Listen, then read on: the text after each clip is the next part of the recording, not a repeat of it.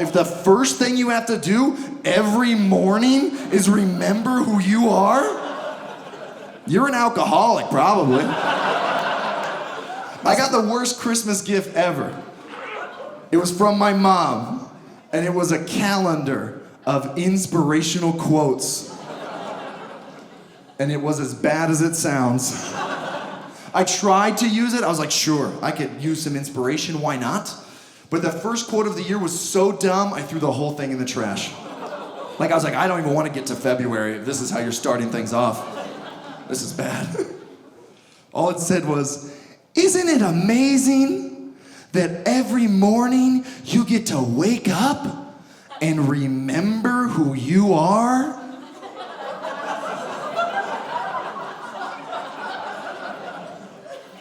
No?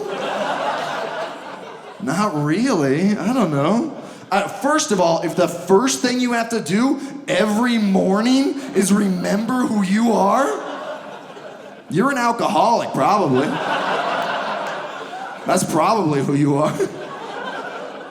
Is this a 12-step calendar? What is this, Mom? Where'd you get this? But I also disagree with the quote, right? Like, I've woken up many times, not that great. Maybe if everything has worked out for you in this life, then yeah, I bet it's fun for you to wake up, remember who you are. I bet it's great for Tom Brady to wake up every morning in his giant Tom Brady house and his big Tom Brady bed, and he's like, oh, who am I? I can't remember who I... Are you a supermodel? Wait a second, I'm married to a supermodel? Get out of here! Get out, no. Are these Super Bowl rings? Hold the phone, did I win 4 Super Bowls on last-second field goals and interceptions that I had nothing to do with while I was sucking air out of footballs on the sidelines? Oh, that's right, I'm Tom Brady! Greatest of all time. Feels good to wake up, doesn't it, Giselle? Feels great. Ready to start the day. Someone fetch me my Uggs. Let's do this. I'm ready to go. But if you're just like the assistant manager at a T-Mobile kiosk, you don't wake up like that. That guy wakes up every day. I was really hoping I wouldn't wake up this time.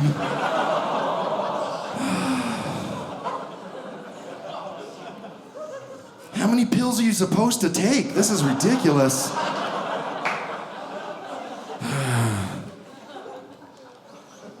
Try again, I guess. I don't know. A lot of Chinese T-Mobile employees here tonight.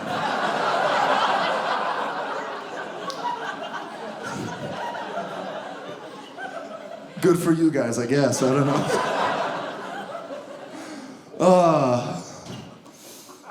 You know what I'm worried about? It's like, I've taped 2 versions of the joke where I say he has 4 Super Bowl rings or he has 5 Super Bowl rings, because today he has 4, but by the time this special airs, he might have 5.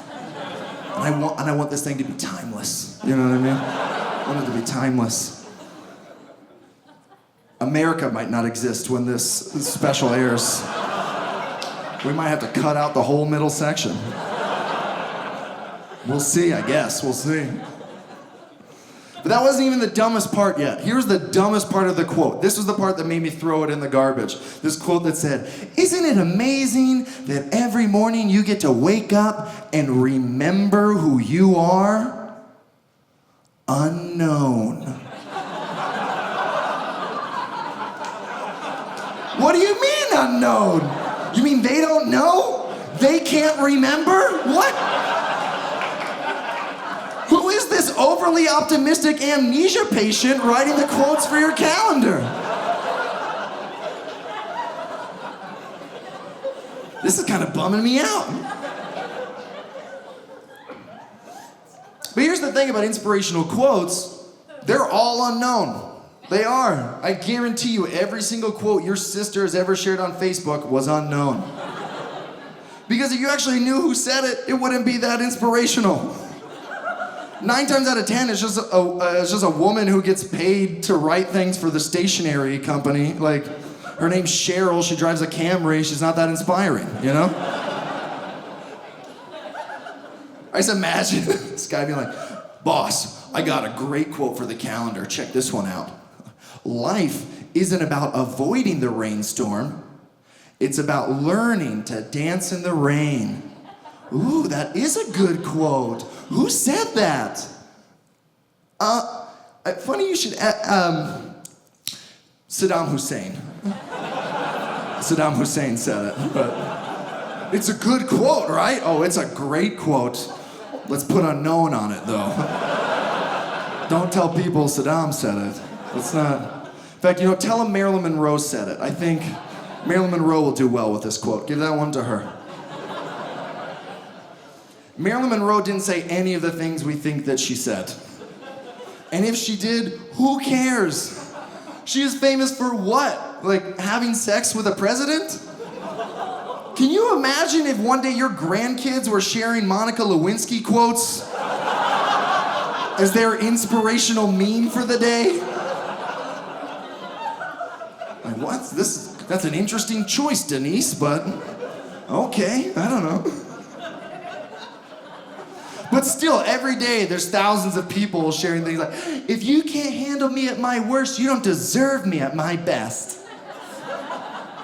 Which, actually, that was Saddam as well. That was also Saddam Hussein. So, now you know. You guys remember Saddam? Remember? Remember when we found him in that hole in the ground? He had all the crazy hair. We were just laughing. And he was like, if you cannot handle me at my worst, maybe you don't deserve me at my best. Dang, Saddam, that is good. That is inspirational. Someone write that down before we hang this dude.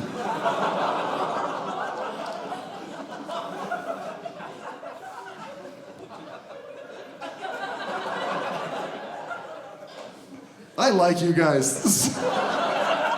So much sympathy for Saddam Hussein in this room. He'll be happy to know when you meet him in heaven, you just give him a big hug and be like, Saddam, this guy tried to make fun of you. I wasn't having it. I wasn't gonna laugh at you. Not after I knew how much poetry you had in your heart. Really changed the way I felt about you. I got my hair cut for this. Yeah, I did. Well, I told my stylist, I was like, do you have something that'll bring out my ears? You do? Great. Let's do that. And she did an amazing job. She really, look at these. Look at it. They haven't looked this good in years. They really haven't. They really popped tonight. This is called The Nice Young Man, if you're interested. If you want to get one yourself, you go into any barbershop in America and say, one nice young man, please. It's my Nana's birthday and I need to look presentable. They don't usually recommend this haircut for stand-up. They usually do not. But I don't know how to tell crowds that I'm Mormon, so I like getting a haircut that does it for me. Establish it out of the gate, I say. Walking around like, who's that big-eared Mormon that just came in? How'd you know? I'm Mormon, but for some reason people don't believe me. Everywhere I go, I tell jokes about being Mormon, and without fail, someone will come up to me after the show to fact check me. Just, are you really Mormon? Really though? Are you really Mormon? I always think, who would lie about that?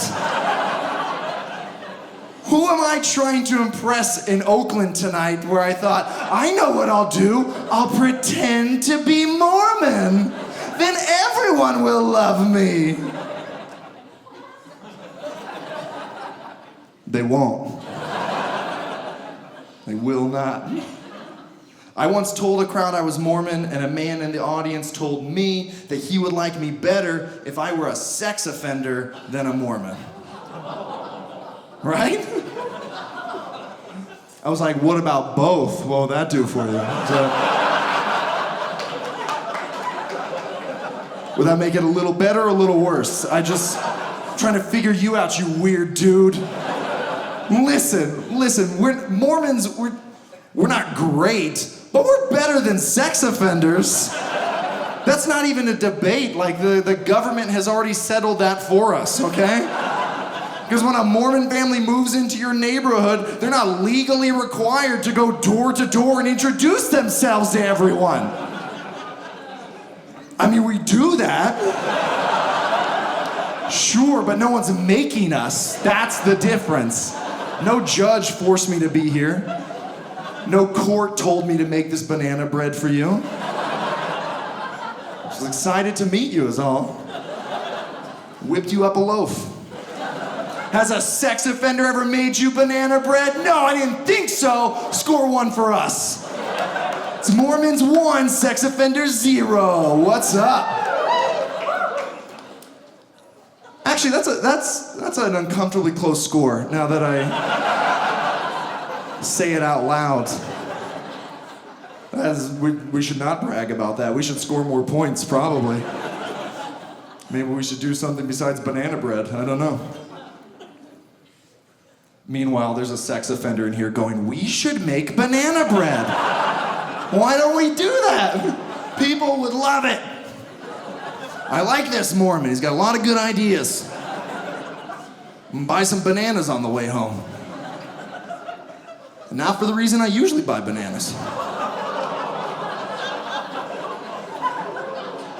He usually eats bananas. Like, he's never made banana bread before. I don't know where you guys are going with that. I actually spent most of my life not knowing how Mormon I was. I had no idea. And I know it sounds weird, like people don't believe me when I say that because I look like your typical, naive, mild-mannered Mormon, but what they don't understand is that amongst my people, I am like the baddest ass that we have. For real, I watched The Walking Dead. Do you have any idea the street cred that buys me in my community? People fear me, okay? They call me the scourge of Salt Lake City.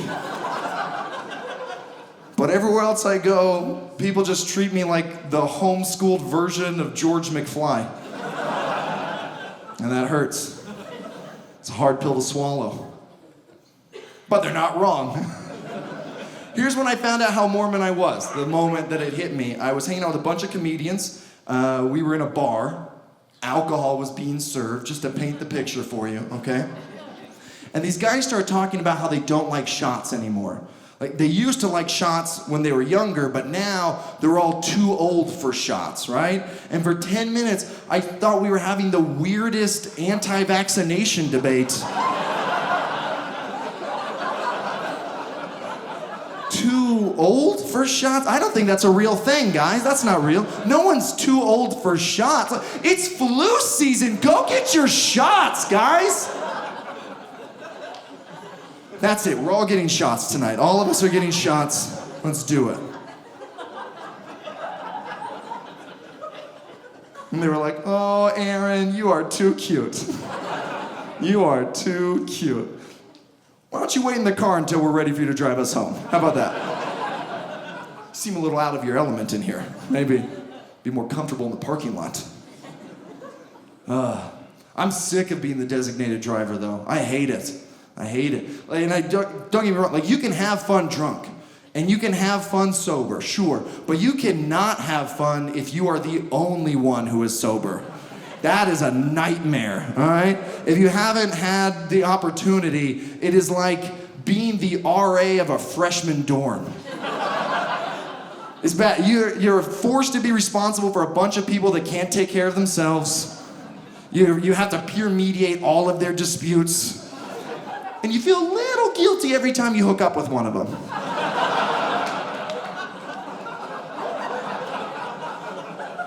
A little bit. No, you know who I love though? Drug dealers. I love drug dealers. Do you guys know any? They're fantastic. I look for them wherever I go. Wherever I'm at, I look for them, and if I see one, I walk right past them. Because it doesn't matter what city I'm in, they always say the same thing to me. They're always like, "What's up, man? You need something? Huh? You need something?" And I don't, okay? I don't ever need something, but I'll tell you this much, it is nice to be asked, okay? It is nice to be included for once. No one ever asks. And the last time I was offered drugs, I was 16, and it was part of an Eagle Scout role-playing activity. Wasn't even allowed to say yes to the imaginary drugs. So thank you for asking, sir. Make a boy feel pretty. Thank you. So nice. I'm so Mormon, I can't use my car horn. I can't. Because I don't think it accurately represents who I am on the inside. I'm not that angry. I'm really not. Why does it have to sound so angry? Why can't they make a car horn for me, right? I want a car horn that like conveys a message. I want it to make a noise like, "Hey!"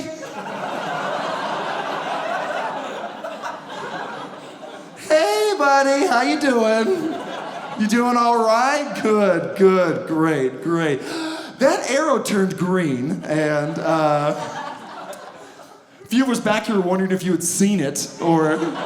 It's no big deal. No one's mad. No one's mad. I just wanted to let you know. If you saw it and you just wanted to finish your text first, that's also okay. We'll wait for the next one. That's a good-looking sweater. That looks good on you. Is that the Gap? Hey! That's the horn that I want. Because that's the only thing I've ever wanted to say to another car. But that horn doesn't exist. There's only one horn, and it doesn't matter how gently I push it. All that comes out is, "Hey, idiot! Move your car, moron!" And that's not me, okay? It's not how I talk. I tried to do the honk and wave, you know, where you honk and then you're like, "This is a stupid horn." No, you're fine. Have a good one. But I don't think that works. I'm afraid all that guy sees in his rearview mirror is me being like, I did it. I called you an idiot.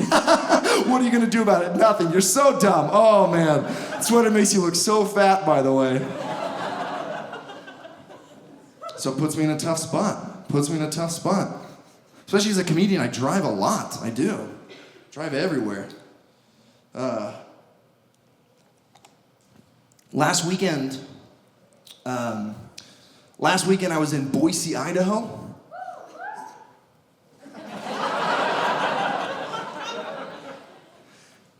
You laugh, but that's like the appropriate response. That's a very appropriate response for Boise, Idaho. It's just two white girls going, "Ah!"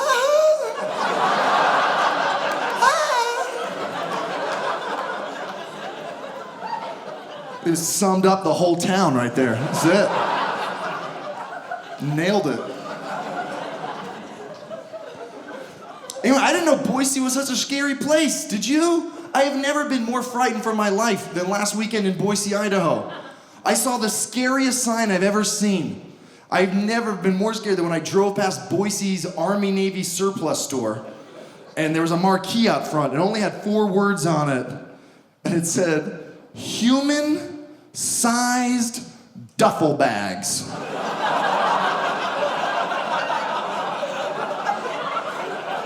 Why? What are you doing with those? What? Please tell me this is a sting operation. Like, you had a serial killer on the loose and you were just trying to lure him indoors right now. That's all we're trying to do. Please tell me Boise isn't actually in the market for human-sized duffel bags. Can you imagine working in that store? Every day people are coming in, the human-sized duffel bags. Of course, those are on aisle 7, right past the infant-sized backpacks. You'll see them. You'll see them. Kind of hard to miss. Because they're human-sized. Now, I'm no fan of government surveillance by any means. But I do think if you ever buy a human-sized duffel bag, you should be put on a list for the rest of your life. We should check in on you periodically. Make sure you still have that duffel bag somewhere. Make sure it's still just lacrosse sticks inside or whatever. Whatever you have. The weekend before that, I was in Portland. And while I was there, I saw a girl that was wearing a shirt that said, "Nerds are cool." And I thought, are they though? They're not. I don't think they are. They're not. Listen, they're not. Contrary to popular belief, okay? Last time I checked, those kids who are out LARPing every Saturday weren't using their foam swords to fight off the ladies, okay? That dude with a weird neck beard who stays inside all day making YouTube tutorials for the latest Minecraft updates, he is not cool. He's not. I'll tell you what's cool. What's cool is for cool kids to act nerdy. Yeah, you just appropriate the stuff nerds like, pretend that you did it first, and make it suck, okay? It's the same thing white people have been doing to all the stuff black people like, and it's gotta stop. It has to stop, okay? You already have so many things that the nerds don't have, like friends.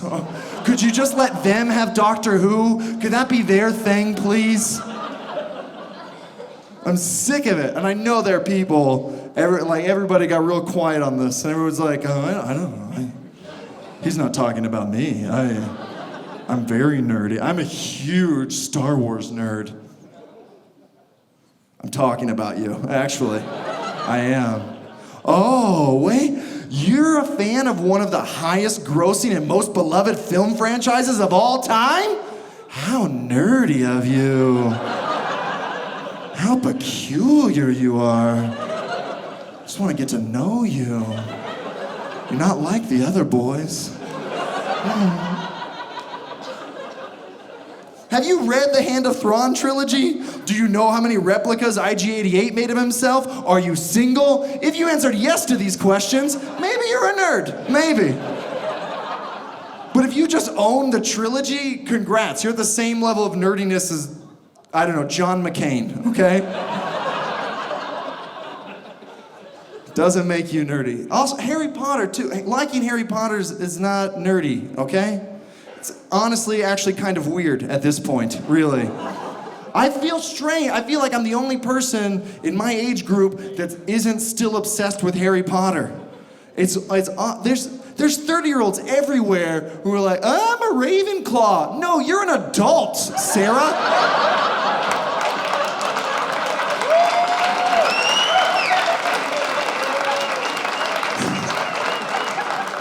You're 31 years old. Your letter's not coming, all right?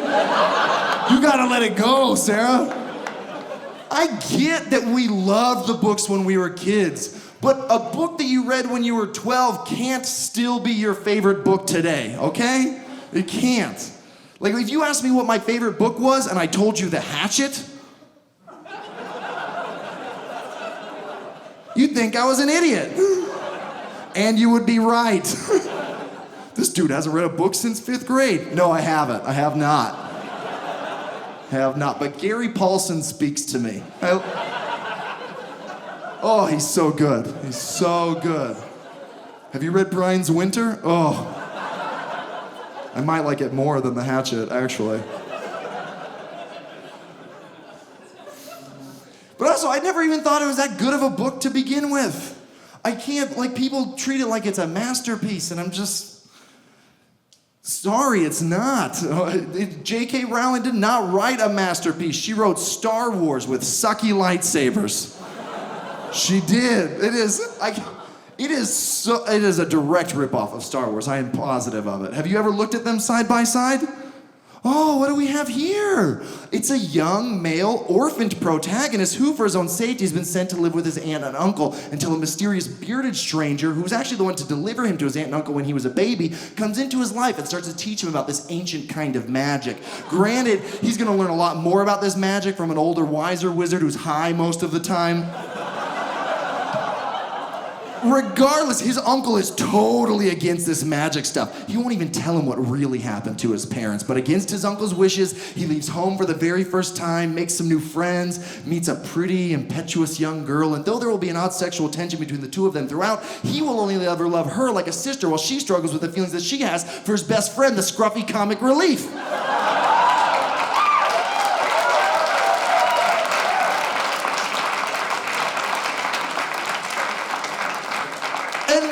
He learns of the existence of this supervillain who killed his parents with his sorcerer's ways before he started calling himself Lord something or the other. But quite fortunately, it turns out that our hero is naturally good at flying and locating incredibly small targets.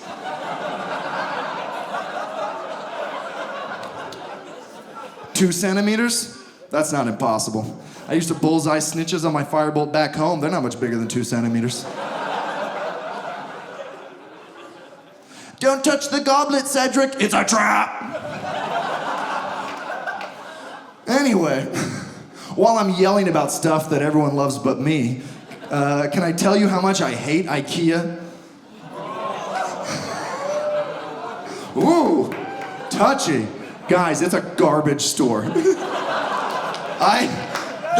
They took everything that I hate about Walmart and Home Depot and Legoland and rolled it all into one nightmare store. Listen, if the first thing you have to do when your customers walk through the door is equip them with a set of instructions and a map, you've made a bad store. This is on you. This is ill-conceived.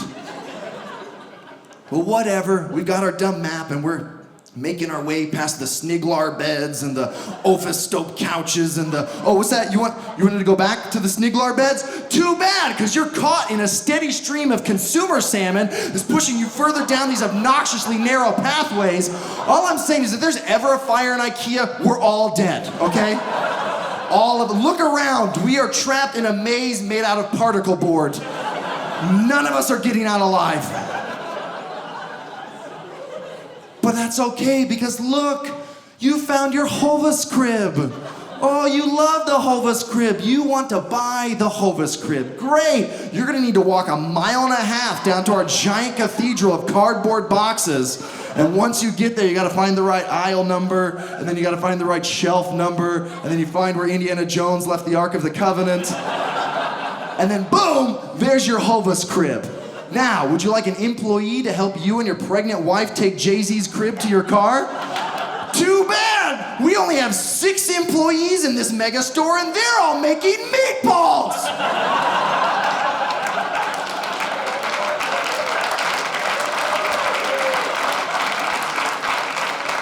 This is a joke, right? This feels like a practical joke that Sweden is playing on us. They just want to see how far we'll take it, you know? I see him brainstorming ideas like, and then we will not give them any bags to carry the items. And they will must carry the items in their arms. Herven.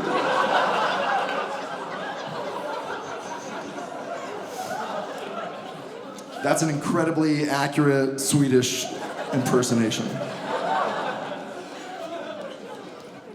They punctuate all their sentences with herven. All. Whew. America. We're still here. Wouldn't you know? Guys, did you know last week our Senate voted to add $10 trillion to the national debt over the next 10 years? Yeah! Can we never complain about the debt again, please? I never want to hear anyone complain about it. I feel like it comes up every election cycle and somebody's like, America has $17 trillion in debt. How are we Are you serious? We have $17 trillion in debt, okay? We ain't paying nobody back. That was never a part of the plan, okay? You can't get to 17 trillion if you're planning on paying it back. That's the kind of money you take from a loan shark when you think you're gonna die next weekend. Relax. Still, people are always worried about China. That's the one you always hear. China! We owe China $800 billion. America's in trouble. No, China is in trouble. Because they've lost $800 billion. Do you know how much rice that is? That is so much rice that they will never get to plant because we stole $800 billion from them.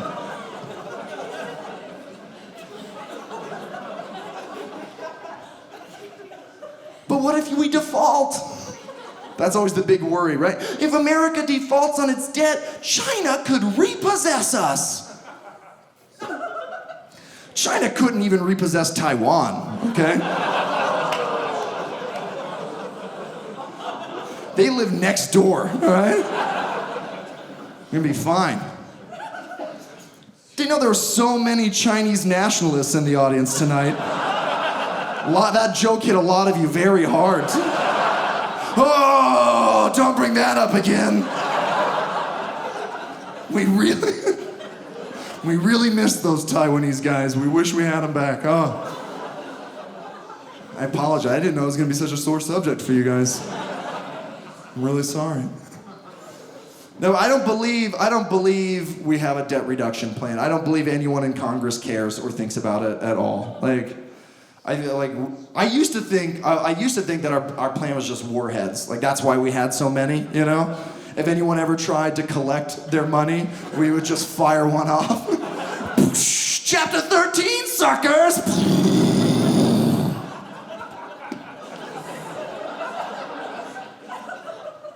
So, clean slate? Clean slate? Clean slate? That's what we thought. That's what we thought.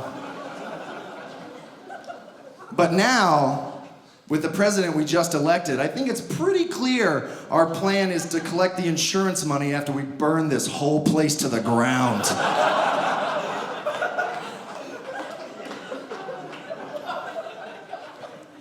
Too soon?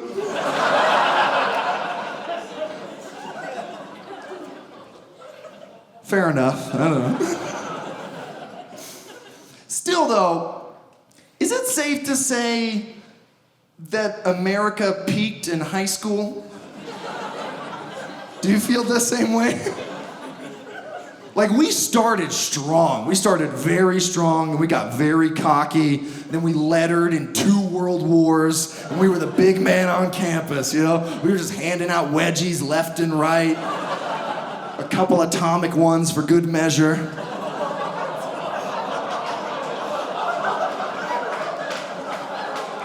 We were bully, man. We were mean. But now, it kind of feels like everyone else is doing pretty well, and we work at a T-Mobile kiosk in the mall. We're at the reunion, and everyone has great jobs and great health care, and we just finished reading The Hatchet. And you know what? It was just as good as Mrs. McPeak said it was gonna be. I loved it. I loved it. Plus, I'm building this pretty sick wall in my backyard. So yeah, you can say things are going pretty well. Speaking of which, can I borrow like $100? Wall's not gonna pay for itself, you know what I mean? Oh, thank you, China. Thank you. I knew you were good for it. Very good friend. Have you gotten back together with Taiwan yet? No? Still a sore subject? Okay, all right. Just thought I'd ask.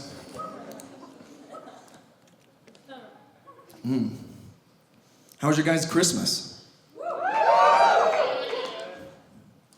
What was that last noise? There was like a consensus woo, and then I heard like a dying something. It was like, meh. Woo! And then the tail end, meh. That didn't sound human. It sounded like you stepped on a weird squeaky toy. Was your Christmas okay? You all right? Whoever made that noise does not want to speak up now. Like that's just their regular voice. That's like if he's gonna make fun of me, I'm not gonna talk anymore. Sorry. So I'm a dad. I'm a dad and I love being a dad. I like it a lot. Just from the second my son was born, I was just overwhelmed with the fact that he was mine, right? Like, I made him, like he came from me. Like, look at those ears. I gave those to you. You are mine. It's a beautiful feeling, you know? And it would always be something incredibly silly, really stupid, but I would get so excited anytime he had anything in common with me. Anything at all. I was like, you like fruit snacks? I like fruit snacks too. It's crazy. You like green beans? Dude, I love green beans. You are my son. You like mom's boobs? No, you're not wrong. I get it. I get it.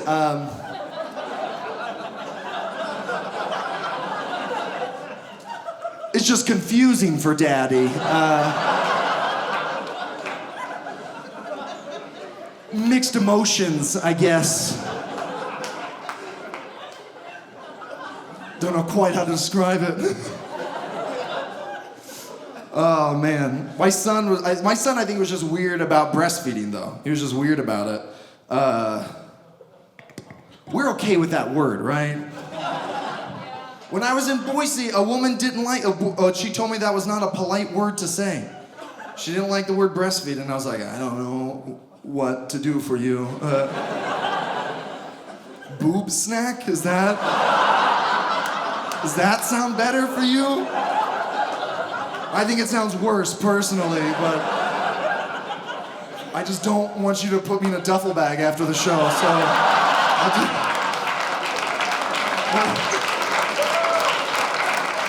whatever you want, I guess. Anyway, my son was weird about breastfeeding. He would do this thing where whenever he was eating, he would look for me in the room.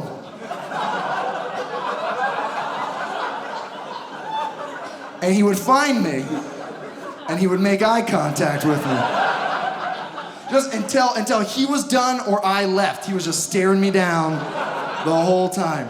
And mommy loved it. Oh, she did. She's like, oh, look, it's a bonding moment. He's looking at daddy.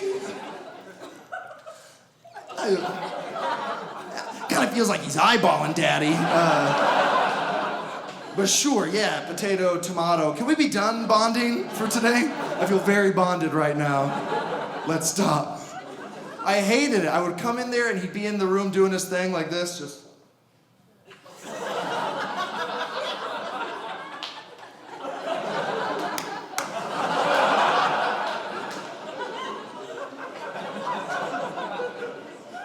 Oh, I'm sorry. Did these used to be yours?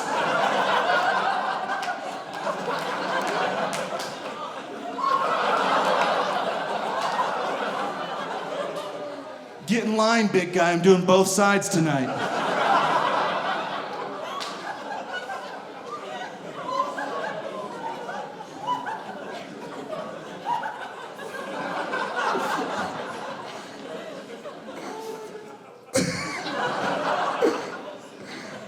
This really hit home for you.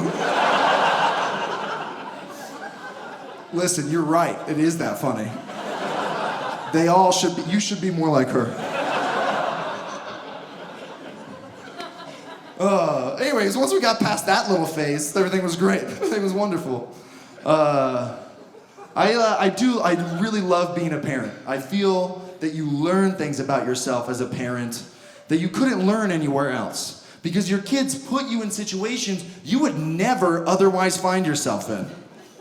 right? And that is when you learn who you really are. That's when you learn new things. For example, my son loves puppy dogs. Loves them. He talks about them. He watches Paw Patrol all day long. He loves them. One day he came up to me with the strap off of his mom's yoga mat, and he wanted me to wear it around my neck like a leash and be his puppy dog. And I thought, this doesn't really sound like a game I feel like playing today, buddy, but thank you for asking.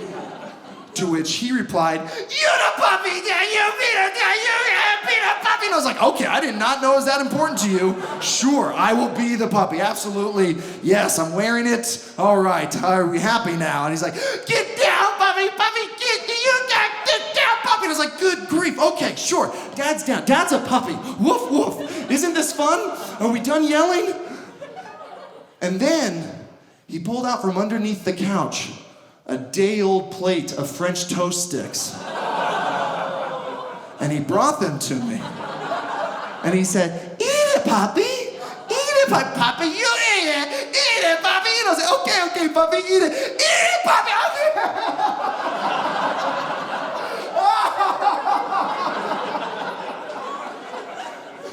And he pet my head and said, "Good puppy. Good puppy." And I thought, I would not do well in prison. That is something I learned today. Thank you, son. Thank you. And thank you, guys. Thank you for being here. That's it for me. Thank you very much.